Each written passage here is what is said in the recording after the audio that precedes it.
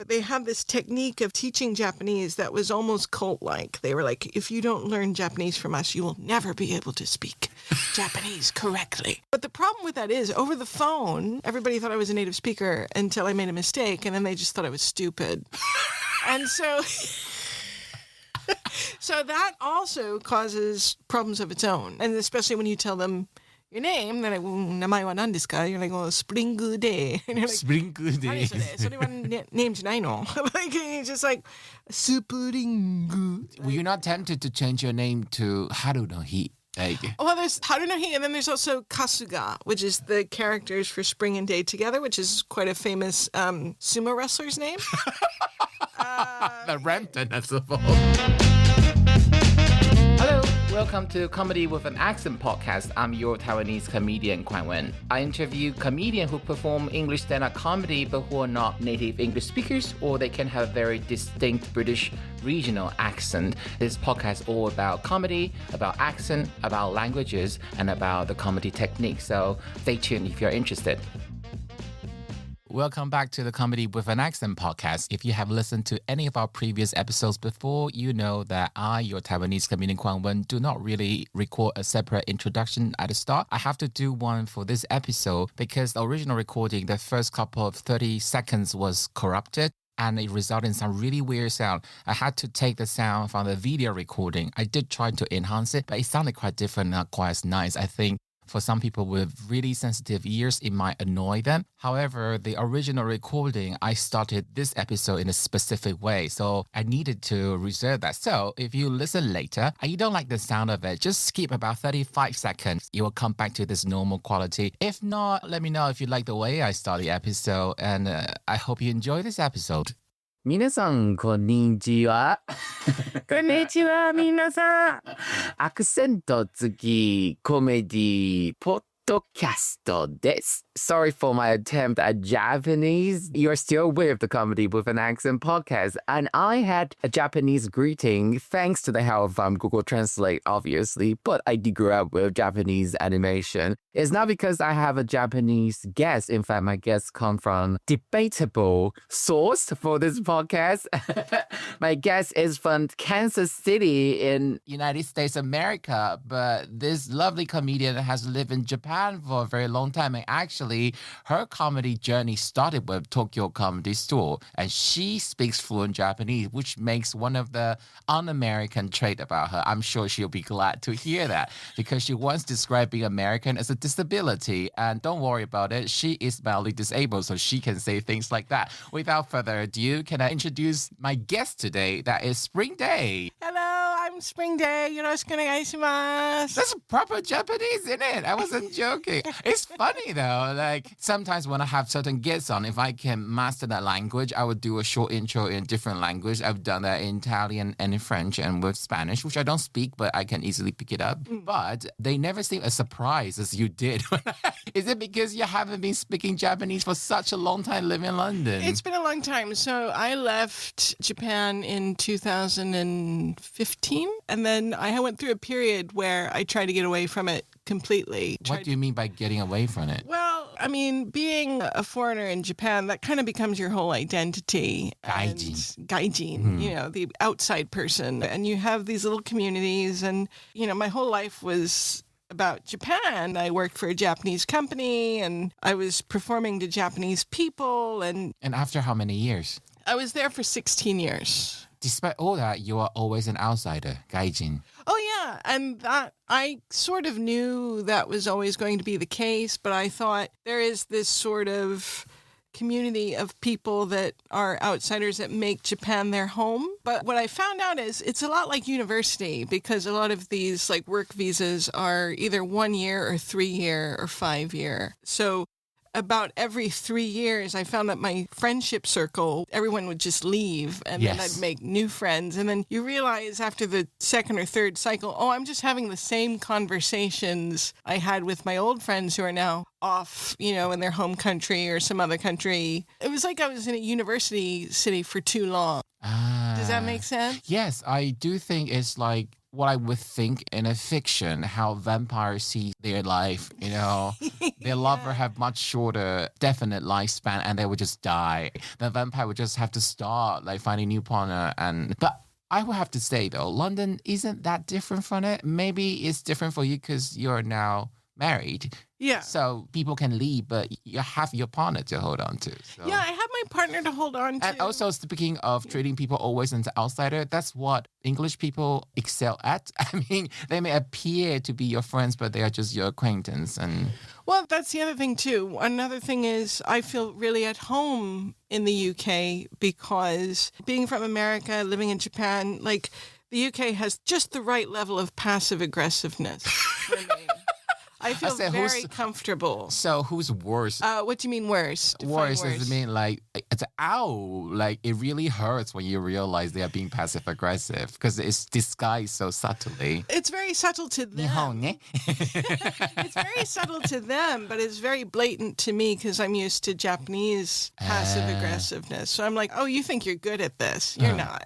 Like, this is very clear to me. So I wasn't completely comfortable with moving back to the States. So I did move back to the States for about a year. And moving from Tokyo to New York, that's the total reversal. Everyone's in your face. Everyone's very confrontational. And I was like, oh, in order for me to survive here, I'm going to have to change my personality. Was it New entirely. York you had in mind when you went back to the States briefly? New York. I was in New York. Yeah, so maybe that's a more New Yorker thing, right? Being quite aggressive and confrontational. But it's also, in its own way, it's very nice. So, for example, I was talking to a friend on the train and a woman yelled at me. She's like, get off. And I was like, why? She said, it's your stop. Yeah. And she'd been listening to our conversation and realized that if she didn't tell us, we were going to miss her stop. Oh, And, but do you think it's better than someone say, well, some foreigners just never know manners, do they? Which one? It's more annoying. Well, it really depends on my mood. You know what I mean? Some things that people do in Japan, you never put your feet up on the seat, ever. And if you do, you take your shoes off first. Yes. Right? And that's just common courtesy. Yeah. But I feel like what's happened to me is, as an outsider, I've been able to sort of pick and choose things about cultures that I like and try to adopt. But that's also happened subconsciously. Japanese culture a la carte. Yes, but also there's other subconscious thing that I just think everyone does, and it's not. And so I find myself getting really offended by stuff no one else gets offended by. I think I'm driving the conversation too soon into the cultural difference in Japan, but without properly introduce you. So It's okay. No, it's all right. Spring is the stand-up TV program Life at the Apollo Star. Actually, your episode is going to be on BBC Two tonight. Yeah. Rebroadcast, the shorter version. So I really love Spring. She's one of the loveliest people, grammatically. She's one of the loveliest people I know in London on the comedy circuit. But when we talk about her being on the podcast, because I love her, I just say, I don't think that fits the brief. And then we had a gentle debate about it. Well, no, I understand. Yeah. I've done an episode recently with Daphne, who wrote a dissertation on first-generation immigrant comedians in the UK. One question I raised that you heavily features Americans, and I do think maybe it's because I'm doing this podcast on accent. I really focus on sort of acoustically. Americans still have it slightly easier than people from elsewhere, either where their mother tongues are not English or where they're from a very different culture to try to blend in. I mean, because of the globalized age, people do understand America to a point. And we finally set on this episode because of Spring's very long journey living and actually starting her comedy in Tokyo. But now let's address it. Am I being too narrow-minded on this? Like when I first say, I don't think that fits my brief, what was your first reaction to that? That made sense to me. Like, it's really important when you're doing a podcast to know exactly what it's about. And I started thinking about one of the reasons I moved to Japan was from a very young age. I was always sort of baffled by American centralism, like culturally and like we're the best. It kind of rang of like the high school team going, we're the best football team ever. And you're like, what do you know? You're 13 and you've never been anywhere else.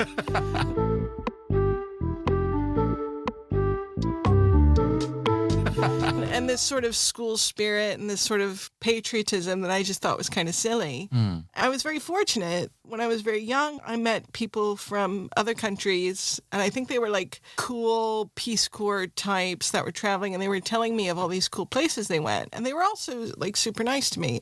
And it all seemed like an adventure. And it was like, and outside of America, it just sounded so much more interesting and also seemed a lot more civil and curious. And that just sparked my curiosity. I understand any sort of trying to get away from America being the center of the earth. Yeah. We need less of that. And we need more perspectives, more different things. I can understand why people would think, well, I guess since people perceive stand-up being from America, why that might happen. Some conservative British will probably have a problem with that statement. But I did have a good think about this when I tried to rephrase, because normally I have a flow how I ask the questions, and my standard question usually is, do you think you have an accent? And that will work very differently in today's episode. But I did think that you're right. I just have to retrain myself. You're a guest I'm so lucky to have on. I just have to change my approach to invite you to share what my listeners are most interested in. Does that make sense to you? Because my initial reaction when you asked me, I didn't see you as a person. Despite our friendship, can I say that? Yes. Sure. I still saw you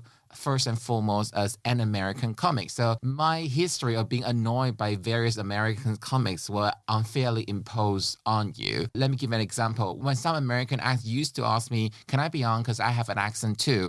I feel like it's like Victoria Beckham says she's working class in that documentary of the Beckham, or a rich girl joining, I don't know, a group saying that they are underprivileged, and she then say, well, I'm underprivileged too because mommy didn't allow me to have a pony. So that's the kind of thing why I'm thinking. Because when I started, I thought I want my guests to share how they were pigeonholed or how they were judged just because their accent doesn't come naturally to the ears of British audience. And I do think that as we live in a globalized age and it's the special relationship America has with Britain, for British audience, yes, you do sound like you're not from here, but you can, I don't know, bridge quite seamlessly. Maybe there's a bit of challenge, but it's not that much a challenge.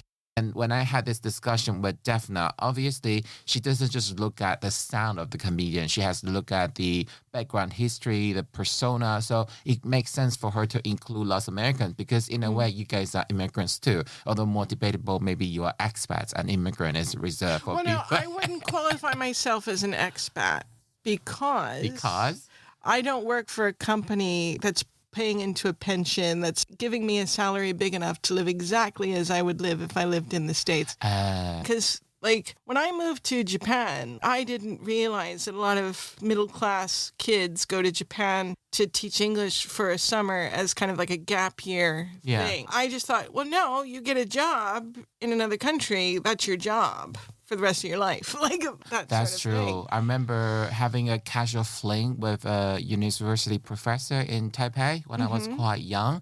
Yeah. That professor was from France. So he said, let's come back to my place. We hung on to a cab and he just took out a little note, like he wrote his address and showed it to the cab. And I asked him, quite shocked, like, how long have you been living in Taiwan by that point? Yeah. He said 20 years. And I said, after 20 years, you couldn't even use Mandarin to tell someone where you live? And then we, people in Taiwan, put up with that shit. We just think it was possible and allow these expats to never learn. And it basically comes down to this. I thought, okay, you do speak American English, but you speak fluent Japanese and you open yourself up and trying to learn the country you were living, and that marks you in a different category. Well, I majored in Japanese. I studied abroad. I lived with a Japanese family for a year. Yeah. So would you say your Japanese are you still capable of, how do they say it? Pera pera shaberu. Pera pera shaberu. Shaberareru. I was trying to bypass by saying できますか? So split. 話せるだけど、言いたいことはたまには欲しい言葉は出てこない. So I can't really say everything I really want to say exactly how I want to say it. And I think what's really frustrating It's about like たくさん単語忘れちゃった。単語とかでも喋り方も違います。The way you talk in Japanese is very different because Japanese is very high context. Define high context? High context. English is very low context in comparison. So the speaker is responsible for being clear with their message. Yeah. Where in Japan and Japanese, the listener is responsible for decoding the message. Oh, so you'll be like, decipher me. Decipher me. So it's really hard to argue in Japanese because no one's saying anything really clearly. They're just inferring everything. Yeah. And you'd be like, well, you said this. And I didn't say anything. I think the art of speaking Japanese is the art of speaking incomplete sentences and just being really mysterious. Like, I passed the test you need to pass in order to work for Japanese companies in Japanese. But I would say at any given time, I only understood 70% of what was going on. Especially when you work in office, you're supposed to use another more elevated level, the keigo, is that right? Keigo, yeah. Yeah, so there's a different, how do you call it? Like a tense? Like there's a different, it's you have to a conjugate your verbs once again differently. You actually have to use different verbs sometimes to make you sound more educated, politer, more respectful for others. And for some of the younger Japanese people, they simply could not speak this version of Japanese sometimes. This is the longest time I've started without asking the proper question. But I'm not sure which language I should ask you first. So let's say, do you think when you speak English, you have an accent? I do. I know I do because it changes all the time. So when I worked in Japan, and I moved to Japan when I was 21, most of the other people that I knew were British. And because they have passports and they travel. Like less than 20% of Americans have passports and they don't really travel that much. So you sort of mimic how they talk. And also... It was unintentional though, when you say you mimic... A little bit. Thing is that I was trying to find myself. I was trying to become my own person. And I really hated my hometown. And I really hated everything about where I grew up. So I was trying to create a new persona for myself. If I could have Rachel Dolezal, I would have. So you're trying to reinvent yourself. Yeah. What was the reference you used? Rachel? So Rachel Dolezal is the American woman that passed herself off as African American. Oh, yeah. Oh, that bitch. But if you know her story, if you watch the documentary, she came from a very traumatic religious household and they had adopted several children from Africa and they were very abusive, but she was in charge of raising her siblings. Right. And so I think that she created this persona to differentiate herself from her white abusive parents and being like, no, we're siblings. And so she latched onto this culture that seems very inclusive and joyous and all this great art and stuff. And she got the hair right. I was trying to do that. Like I dyed my hair black. Everyone thought I was a goth. But I was like, no, I'm just trying to be Japanese. Like, as an American girl from Kansas City. From Kansas City and then went golf in Japan. I mean, it sounds like a very niche premises of a sitcom. I don't know. No, it was all... But you know what you said about Rachel Dolezal. Dolezal. Yeah. Thank you for that piece of information. It's interesting. I didn't know the background, but I still think she crossed the line. No, she did. She absolutely did. But she's very uneducated and not a lot of resources for help. And she just used what was around her and it's like, oh, that's a lifeboat. She took it too partially far. You can sympathize with her because you can see a bit of your sort of family story. I mean, not completely, but because Spring had a wonderful show last year at the Edinburgh Fringe Festival called Evangelical. She talks about she was basically lured in a cult for a very long time. And they basically took advantage of you, but you were young and naive and thinking they had your best interests at heart. Yeah, I think that they believed that they did too. I don't think that they were malicious. I think they believed it and they continue to believe it. And I think that makes them worse.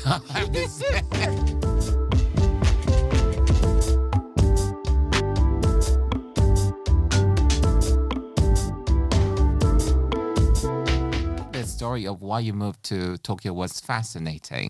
If I'm not wrong, you say that's because one of your good friends' grandma was Japanese and you were heavily brainwashed in the cult and you really want to become a priest only to be told that, no, it's not a job for women. A preacher. So you thought, okay, I will be a missionary. So you were looking and you didn't really get a job, but then you say you're set on moving to Japan anyway, because your friend said Tokyo is a big city, is safe, and public transport's great. And because of disability and because of this friend's sort of grandma's origin, you end up in... it's so random. I just love how random the whole thing is. That's the thing. Because that's a decision that alter your whole life's journey. You may not necessarily have started doing comedy if you were not... Because I'd imagine when you were living in Tokyo, you would feel that solitude a little bit more accentuated. And you would go to do things where English-speaking people can enjoy together. And there are not a lot of them. And comedy typically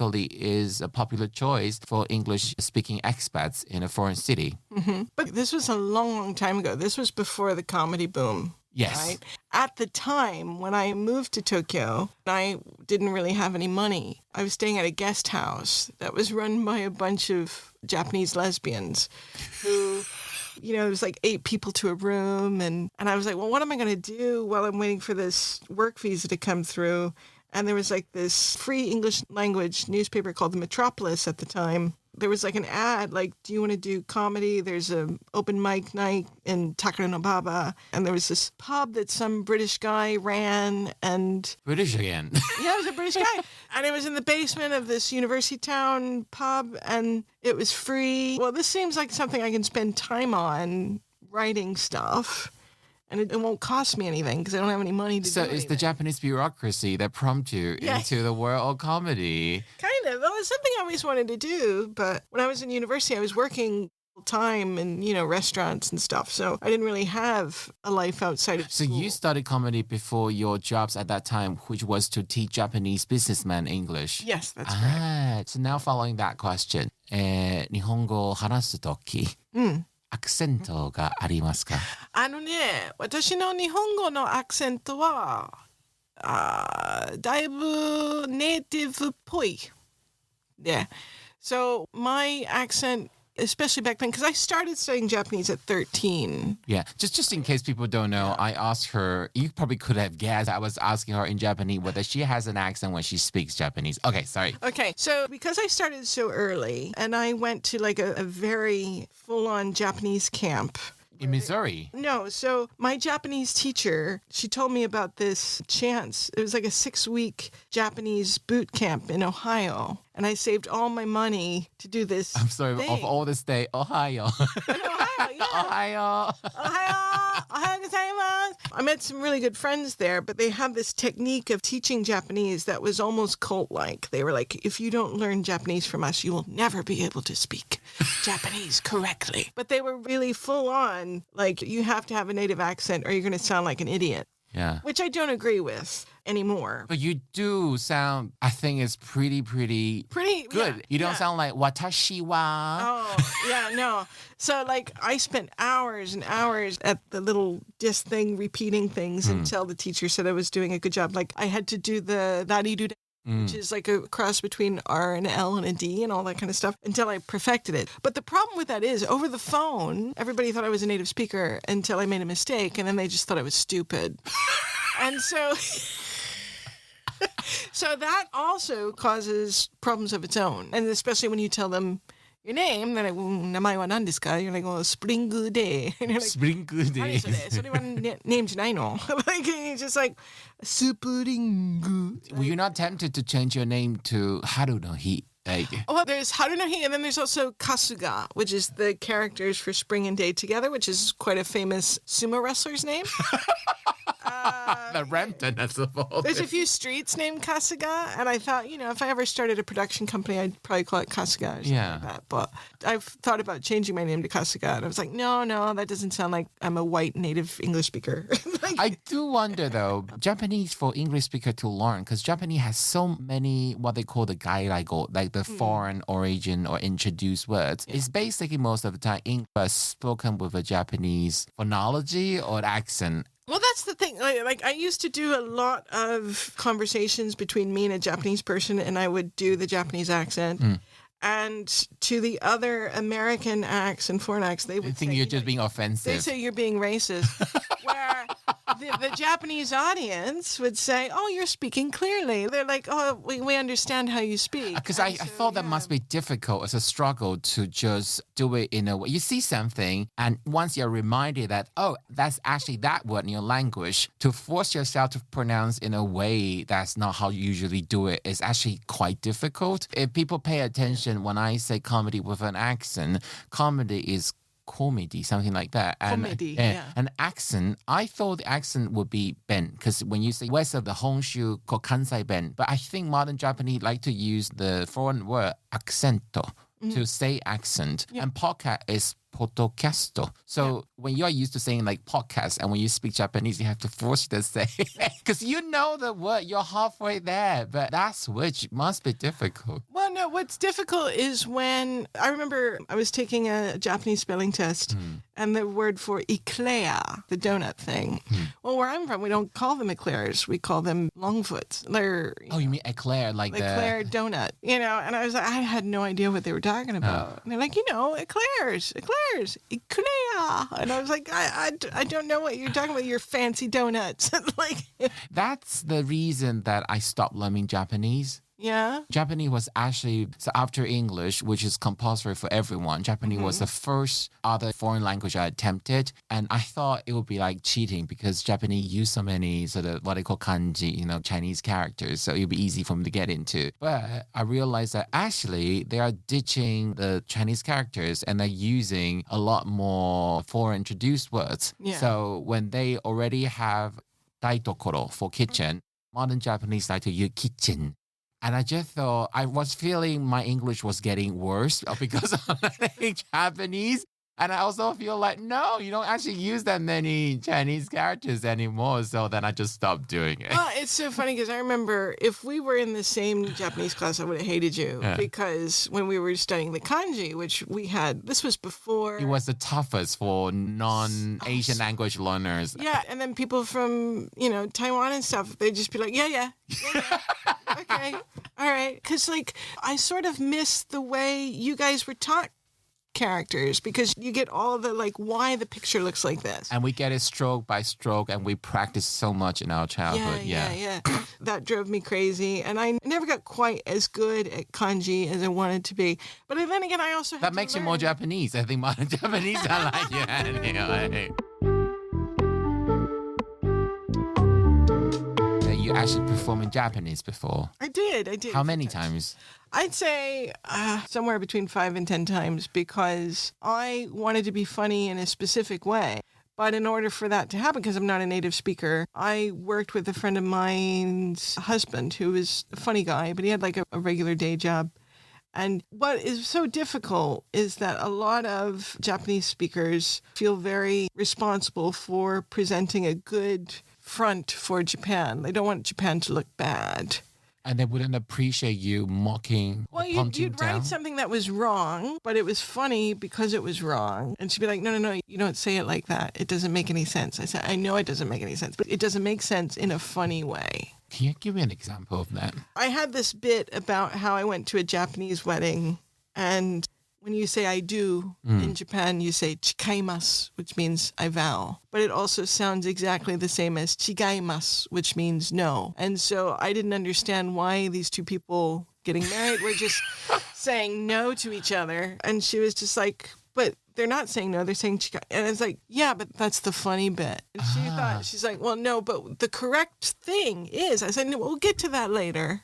So that limits your audience to Japanese-speaking foreigners then? Well, no, just limits who you can write with, right? So, I mean, this person wasn't a comedy person, but this guy got it, and he was a very funny guy, but he'd also lived abroad a little bit. He understood what I was going for. The economic options for a foreign comedian such as myself, the way I came in, it was never going to be a lucrative enough job for him to quit his job. So I was like, I'll just focus on the English then. 違います. What's the literal translation of it? Because Japanese is famous as a language to have all the different ways to be replacement for no. It's almost impossible to get a Japanese to directly say no to you. Well, chigaimasu means different. It's different. Yes. So it's not saying no directly. It's saying actually it's just different. God. And the other thing I remember is the Japanese sentence structure. The word order is so different. When you do your misdirection, a lot of people, a simple misdirection is on the temporal adverb at the end. Mm-hmm.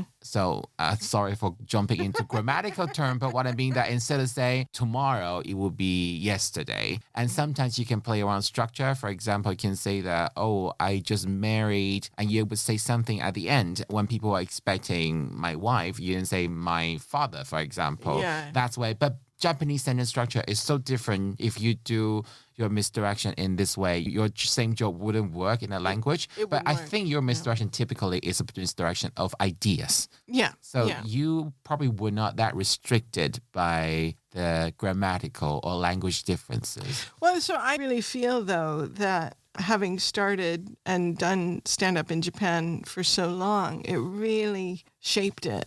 So I couldn't do those things that non-native speakers wouldn't be able to follow. What do you mean? Can you elaborate a little bit? How did it shape so you? I had my joke about Little Orphan Annie, how much I love that movie. And I loved it so much that when adults asked me what I wanted to be when I grew up, I'd say orphan. It was just like that word is not commonly enough used for that to really punch. So they don't really know what an orphan is because they don't really talk about orphans. Oh. You know, it's just kind of a taboo topic. So it's a really funny joke everywhere else, but it's not going to go in Japan. Also, too, I noticed that I spoke really slowly in Japan. You do, yeah. Yeah, and that's so that all the non-native speakers can understand. And until I moved to the UK, it just sounded like I had been in a car accident. And then, you know, and people weren't approaching me about it because they're like, well, maybe that's part of the cerebral palsy. It's like, no, I've been talking to non-native speakers my entire adult life. It just slows you down. You had to speak like a beginner to intermediate level of like an English teaching podcast to non-native English speakers. Yes, Yeah. and I sort of limited my vocabulary to almost like a Dr. Seuss level. And like, okay, this is what we've got. This is what I understand that they will understand. So now that you're away from Japan for so long, have you deliberately tried to introduce slightly more difficult words in your comedy routines? I think so. And that has a lot to do with talking to my husband, who's a native English speaker, and his family, they're all readers and all this sort of stuff. I feel like, oh, yeah, okay, I get to use You're your liberating words. from the cage. But I've also learned that my speech pattern in English is very Japanese. So I often say things twice. Like, Which you just did, but it's because I wanted to be closer to the microphone. Yeah. No, but I'll say, yeah, sure. Ah. Like, I know. Let's go. Like, you know, just now I say that whether you speak Japanese fluently, and I use the expression pera pera, and Japanese has a lot of those. What's the term for that? Onomatopoeias. Is that a Japanese word or No, English it's the word? English word. But it's not like Japanese. It was my favorite book that my host family had was just a book of onomatopoeias. They have so many. They're so great. Like the onomatopoeia for opening a sliding door is gada. Yeah, Japanese manga will use a lot of those to explain what's going on visually. Mm-hmm. So there's a specific expression for how the door is opening. You are eating something crunchy or chewy. Yeah. And how you sort of slurp. You have all those sort of things. So when they translate a Japanese manga into Mandarin, they will always also translate those little sounds being used to describe the background. It becomes my thing when I do my comedy clips on Reels. And that's why I don't outsource the editing, because I find a lot of video editors here in Britain don't get what I want, because I grew up reading Japanese mangas and I want to use all those. I couldn't even pronounce that word. Can you introduce to the audience 3 of your favorite? Oh, 3 of my favorite. So the sound for the onomatopoeia word for licking is pedo. I think. Licking? Yeah, I think it's pedo. But as like a dog licking, cat licking food, or someone licking another person? Yeah, I would see it like outside what they call health clubs, but they're like, I don't know, hand job shops or something. These sort of like quasi sex shops always had like cartoon pieces of fruit on it. usually like a cut watermelon or a couple of cherries or tomatoes. And you're like, I guess that's sexual, but and it always says like health club in English on it. And you're like, oh, wow, this place is really healthy. And then you're like, oh, okay, all right. Pero is licking, but pera is to speak a language fluently. Pickle is the sound your stomach makes when it's empty. Aww. Eating something crunchy, what would it be? Kachi, maybe? I don't know. Let's text Yuriko after this. Yeah. I mean, I could be wrong about any of those, but I mean, just off the top of my head, I think. I didn't notice when you say your speech pattern has been influenced by Japanese. That's so interesting. Well, I think when I was a kid, I thought, well, I'll just shortcut and I'll just change the way I speak English so that when I learn Japanese, it'll be easier. But it's funny because you have a penchant for darker gags. Yeah, but Japanese people are very dark.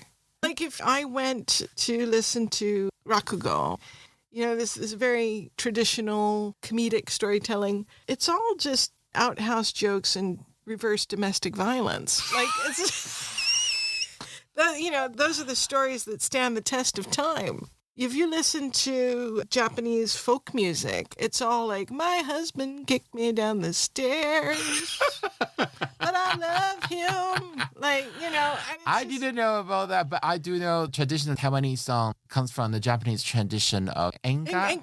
Enga. And it's always talk about someone dying or someone being abandoned.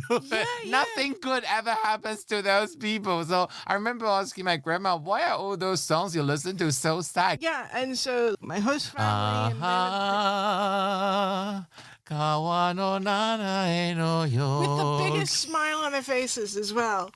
And it's just seeing the darkest, like, I took a Japanese literature class and I hated it so much. These twisted people. Because, like, all of this, there's no hope at the end. Like, everything, and they're like, oh, by the way, everybody dies and nothing goes the way you wanted it to. And you're like, what's the point of reading this book?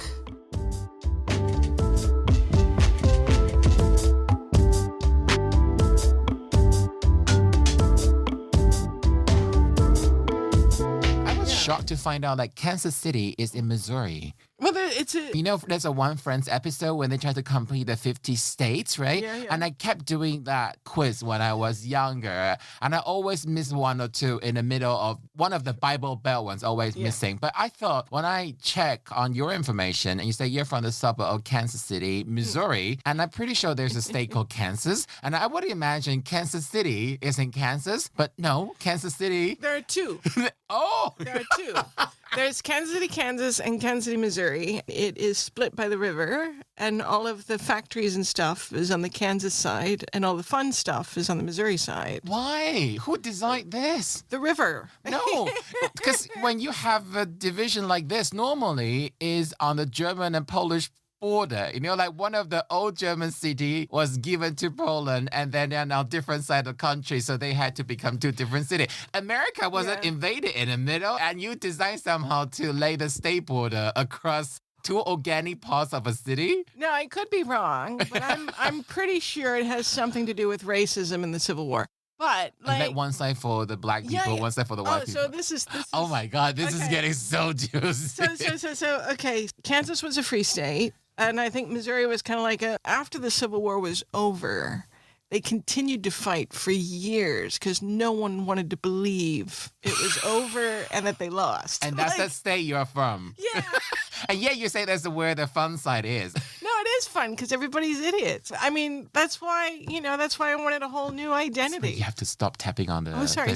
Because they will create a sound. Oh, sorry. It disrupted the fun energy we had. So there are two Kansas City. You're from Kansas City, Missouri, but you're from the Bible Belt. I am from the Bible Belt, from the buckle bit. Yeah. So the question is, though, people in America, can they tell by your accent, knowing that you're from the Bible Belt? No, well, if I talk to my dad... Is Missouri Southern? No.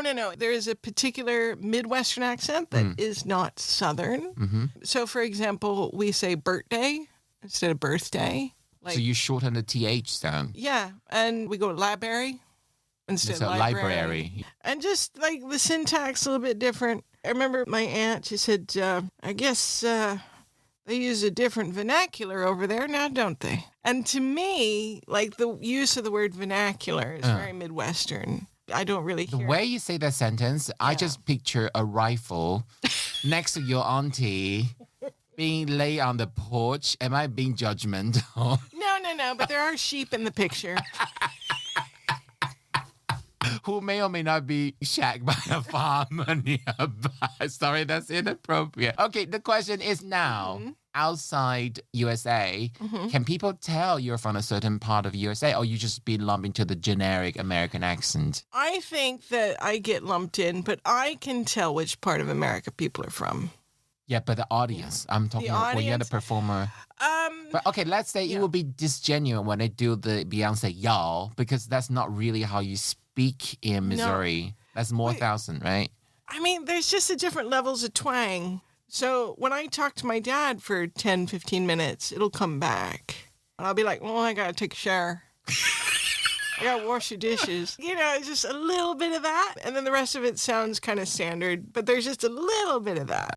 Because I rarely ask American acts about this, that when you speak, you come across generic American. Yeah. I think probably New Yorker or Californian or people from American South can be defined further, but you're just a generic American, right? Yeah. Do you feel you have to adjust your persona or explain your persona in a certain way because of your accent? Because I think you tend to address your disability first. Yeah. Do you feel like you have to explain, or does that influence how you picture or design that stage persona, your accent specifically? When I'm in a situation where I'm being filmed and I'm concerned about going too fast because I'm nervous, I will lean into my accent. Oh, because can you give me an example? So that's what I did with Live at the Apollo, because I watched a lot of other great acts. I could see them panic and they talk too fast. They were telling dark jokes, and it was kind of like, well, if I say it really fast, it'll be over with. And also the timing feels weird because it's such a big audience. And you have to wait for the laughter to ripple through the room and then you start speaking again. Exactly. Yeah. So I thought, well, if I lean into my hometown accent, that'll slow everything down. And then I'll relax into it. And so at the beginning of that set, it was super strong. And then I sort of transitioned out of it by the end. I was like, oh, okay, here's the pace. That's so interesting. But is it because your hometown accent itself has this longer pause between sentences? Or is it because you feel a little bit more at ease with it and it helps you to calm the nerve? A little bit of both, really. When I first moved to the UK, I just told everyone I was from New York because I thought, well, then they'll take me more seriously because New York is, you know, a home of stand-up comedy. And then I realized, you know, there's enough voices from New York, and I don't sound like I'm from New York. Yeah. There's not as many people that are from the town that I'm from that aren't rich that are talking. And so I thought, well, best to lean on that because it'll sort of ring true. I think so too. Like hardly anyone has experience of living on the same street with serial killer. So I do think that...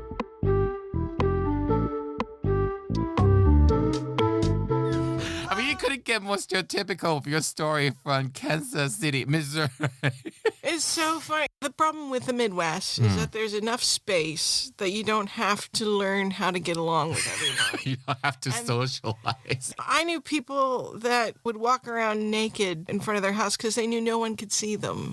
I just feel like Kansas City seems like a nice, quiet town, and then it just makes up for lost time when there's crime. Just last month, a woman, she was picked up by a paramedic, you know, ambulance, and then she stabbed the paramedic to death. Oh my God. All the news is like, you know, this poor paramedic, he was such a hero to the community. And I'm like, yeah, that's all fine and good, but what happened? What happened? What's going on? Why are you acting like this is Tuesday? When you did Rich Wilson's podcast, you explained that your family knew some of serial killers so well before their dirts were unearthed. Someone said that Robert blah, blah, blah was a serial killer, and you responded, oh, you mean Bob? I thought that was hilarious. I think that not a lot of American acts here in London can share that kind of story. But I do think that when you live in the countryside and you think, oh, I'm in a safe place, and you're like, no, you're not, because you're still living with people. You still Right? live with people amongst people who Well, don't need to socialize. Did I tell the other story? So the Bob Berdella story is really funny because every time Bob Berdella comes up in the news, which Yeah. he sometimes does, my dad would be like, "Oh, I never liked him." It's terrible at conversation. There was another guy that went to his gym that got caught with 2 dead women in his trunk. When that came out in the news, my dad went, "Oh, well, what did he go and do that for?" He's a good-looking fella. Doesn't seem to need to be the kind of guy to go and do something like that. Jeez. I feel like you're angry about the wrong thing, Dad. Do you know when you were telling that story, I had it in mind, I think some comics may have attempted to make that a character. Yeah. They could lean in on your father's way of talking and what he is as a person and sort of reinvented someone that's not even an exaggerated version of you, because I think you've lived abroad for so many years. That would not be authentically you. No, but I feel like he's a representative of what I would have become if I hadn't left. But comedically, was there any temptation to do that kind of act? As in, you basically become a parody of a certain kind of Americans. Was that ever in a pipeline of a kind of comedy you would do? I'll be like a character actor of like basically the cable guy or something like Yes. that. No, because I'm not a character actor. I feel like I'm a storyteller. And I feel like I grew up surrounded by various forms of mental illness. One parent who had severe ADHD, and then, another parent who's drowning in trauma. You are the person who has a pretty neurotypical brain talking about what it's like to live in the center of that tornado. I feel like that is something that other people can relate to, and we don't hear much of. Does that make sense? Yes, I feel like if such portrayal would be almost an exploitation, almost like a victim porn in a way, because you don't see and you don't try to explain the nuances that how it came to this place. Yeah. You're just showing what's on surface. But what would you feel if you see a fellow act?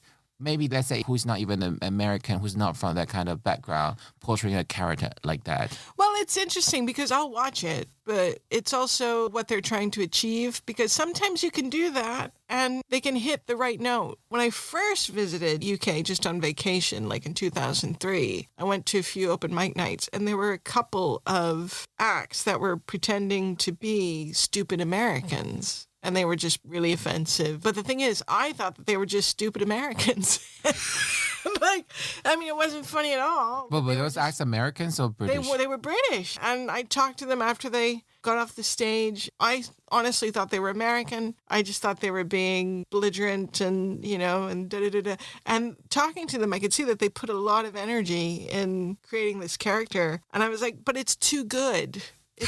You're too on the nose. It needs to be a little bit off. So it doesn't really offend you in a way, not so much. No, it's very difficult to offend me in an artistic space. If you're off stage and you're in my face and you're saying all that stuff and it's not for entertainment, I'll be angry. But there's very, very little that upsets me on stage because I understand that people have an idea and they need to be given the space to fail.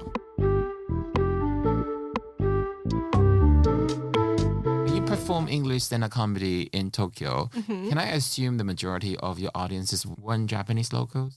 Some, but not all. I'd say at least half. Okay. I'd say at least half were Japanese people who spoke English really well, or they lived abroad, or they didn't quite fit in, or they were scholars, or... So, to that mixed crowd, what were your subject matters? Mostly about your life in Japan? Your observation of Japan as a foreigner? Or? Yeah, well, I used to have this joke about how people would come up to me and just start talking to me at the station, say what they wanted to say, and then leave. And I'd say, well, I feel like I should have charged them for a quickie. But what do they say? Like America should stop invading other countries? No, they'd just be like, hi, my name is, this is my job. Oh, you are the free English practice. Free English practice. And then occasionally I'd be in a cafe and I remember somebody was doing a presentation on dental cement in Europe. And they came to me and they said, I'll buy you a cup of coffee. Can you proofread this for me? Well, talking about being indirect, I don't think that's Well, no, but that's the other thing, because they know that we are not as indirect as they are. They so think that they not are... all Japanese rules apply. And they can be the rule breakers because you're not a domestic object. Yeah, so we're outside the system. And a lot of Japanese doctors, because going to therapy or a psychiatrist or psychologist is considered shameful, the doctors will say, go study English. Go study English. And so I would have disgruntled employees or unhappy people telling me their life story, and I'd be like, you are not suicidal, you are suicidal. Like so that's sort of like... But then when you start teaching the Japanese businessman English, did half of it become like a therapy session in the end? Absolutely. Oh my God. Well, I thought the most interesting cases, occasionally rich kids who'd screwed up would get sent to America. Rich parents could tell their friends, oh, our kid's studying in America. And so this one guy I taught, he was like 19 or 20. He'd gone to LA. He'd gotten mixed up in with some gangs. And he just talked like a gangster. Like he talked like a full, like it was all grammatically correct, but he didn't have the English that would be suitable for like a job. So he'd be like, yo, man, I'm just so tired, dude. Like, my parents are crawling all upside my ass. And it's just like, well, this is all grammatically correct, but, you can't work for Nissan talking like that. Like, You're broke, gonna buy the car or not? So, it'd be sort of talking about that, like the way men would approach me on the street. I tell these stories about how these businessmen would come up to me, like in a bookstore, and then, like, gesture, like, hey, do you want to... with fingers in the hole. And I just went, no, like this very Japanese, no. And they went, and then they just walk away. Just these sort of... So blunt but so polite in the end. But also it just says, oh, you only know foreign women through the porn you see. Because to me, that's a very porn I want to say scenario. Japan doesn't come up well in your portrayal. Well, no, I mean, every place is weird. Every country's weird. Everyone's got their outsiders. And so as an outsider that's obviously an outsider, you're going to attract more outsiders that feel like outsiders. So I wouldn't say that's the norm, because the norm wouldn't talk to me or interact with me. But is it true, I think when you were based in Japan, you did come to the UK very often. I did. A lot of summers to do the Edinburgh Fringe Festival. So the transition wasn't abrupt. Like you phase in. When you made your move to the UK, your audience changed. For you, was there a noticeable shift or a very big bang? It's a huge shift for me, because I had to find out who I was outside of Japan. Because my identity up until then had been, I'm this foreign, short, white girl that can't get a date, who's got, disability and everything. And then trying to live my life in Japan. And I was there for the long term. And then when I realized, oh, this isn't going to happen, I wanted to have a family of my own. I wanted to have a life outside Japan. I'd seen what had happened to people that stayed 20, 30, 40 years. And I was like, I think I kind of want to avoid that. So then I was like, okay, well, I can't really talk about having lived in Japan in the UK. Not a lot of people are that interested in Japan. No, it's too shiny. Because when you're in Japan, complaining about living in Japan everybody does that. And it's a shared emotion. Complaining about Japanese people or Japanese culture in the UK just sounds racist, because your audience is different and they don't have a shared experience. So I was like, okay, my audience is predominantly UK. How do I include them in my conversation? Who am I here? And what am I here? I think it took me a couple of years to figure out what I could talk about, and also who I wanted to be. But the starting point of those, wouldn't that be evident when you were here during the festival? Because already during Fringe Festival, you weren't talking to people who live in Japan or who are from Japan. So surely some of this material would start to trickle down, or... Well, no, but I learned my first couple years of doing Edinburgh that, oh, these people aren't Japanese. And I thought that because I lived in Japan, I was international. So I feel like Meghan Markle was like, I can live in the UK because I've lived in Canada. Like, I know what's up. Having the very rare experience of having lived a significant amount of your life in a third country, you go, oh, it's a new ball game altogether. Is London home?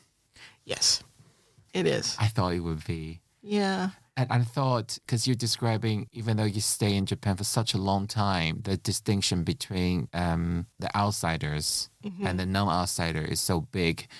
I feel I'm always a little bit of outsider, but that sense is not that strong. I mean, it's not that protruding. And in a way, when I go back to my home country now, I feel more foreign. And also it's weird because I'm used to being a minority in a big international multiracial city. And I went back to a rather homogenous, I'm just like everyone else. That feeling is really, really weird. Yeah. And from your point of view, I guess you're such a distinct outsider in terms of your ethnicity, in terms of your nationality. In London, people probably are used to seeing American immigrants here and there, as in, if you go to a coffee shop and there's someone serving the coffee speaks American accent, you wouldn't even raise an eyebrow. You just accept it as part of your life. And I think that's the perfect whole environment for outcasts like us. Yeah. And I noticed, like, I have a few British friends. I have a few neighbors that I quite hold dear. And they also, like, their parents are from somewhere else. They feel like outsiders, even though to me they're insiders. Yeah. And so, yeah, I think I'm always going to gravitate towards people that don't feel like they fit in. And them, to me, that's how it appears. It's the magic of London. Yeah. Creating bubbles to make outsiders believe that they're insiders now.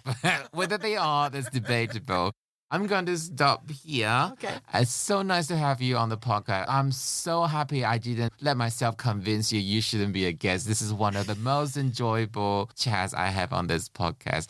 Before we go for our lunch today, how can people find you on social media? My social media is Spring Day Comedy or Spring Day Comedian. I think I might be actually changing it, though, to Spring Catherine Day Comedy or Comedian, because Spring Day is an algorithmic nightmare. Oh my God, your first name and your middle name rhymes with Special K.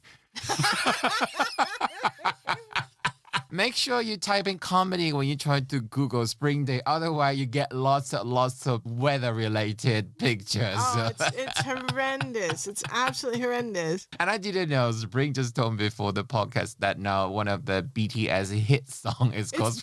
It's called Spring Day in English. In English, it's called Spring Day. And it's a great song, but it's like also, I'm older than the song, so it's a great stage name before the internet. I think I'm going to put my middle name in there just so people know I'm a person. But thank you so much for having me on. No, I was just counting that I've done 60-ish episodes. You are the third American act I've on. Oh, wow. I'm honored. Whether it will be the last, we don't know, because I truly thought you share something so special today. The fact that you're willing to learn Japanese and speak it so fluently, that sets you apart from your compatriots. I'll tell you, one of my favorite bits was I did the sentence in this grammar dictionary I had. It was like, 私は日本語が話せるどころか一度も勉強したことがありません. Which is, I am far from being able to speak Japanese. I haven't even studied it once. And it was such a great sentence. That's such a dishonest sentence to be able to speak it. I know, like, you will learn Japanese to a certain level to be able to speak it long and grammatically. No, but I taught my dad to say it.